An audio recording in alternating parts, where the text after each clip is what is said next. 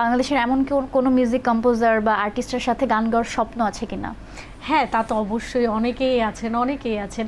ইমন সাহা দাদা, ওনার সাথে আমার কাজ করার আসলে একটা স্বপ্ন আছে, কারণ আমি যখন রিয়েলিটি শোতে ছিলাম তখন উনি জাজ ছিলেন। তো এখনও পর্যন্ত আসলে সেই সুযোগটা হয়নি, এবং আরও অনেক বড় বড় ডিরেক্টর আছেন, শওকত আলী ইমন স্যার, এখন মানে আরও অনেকেই আছেন যাদের সাথে কাজ করার ইচ্ছা তো অবশ্যই আছে, চেষ্টাও আছে। ইনশাল্লাহ আল্লাহ ইনশাল্লাহ হয়ে যাবে একদম সেই দিন। আমি বলছি আর বেশি দূরে নয়, ইনশাল্লাহ। আমরা অনুষ্ঠানের একদমই শেষ প্রান্তে চলে এসেছি। আপনার কণ্ঠে আপনার পছন্দের কোন একটা গান শুনতে চাই। জি। তুমি আমার মনের মানুষ, মনেরই ভিতর,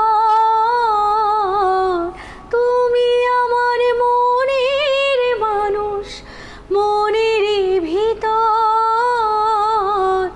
তুমি আমার জান বন্ধু, অন্তরের অন্তর, তুমি আমায় কইরো না কো কোনোদিনও পর। চমৎকার একটা গান, আমার খুব পছন্দের একটা গান।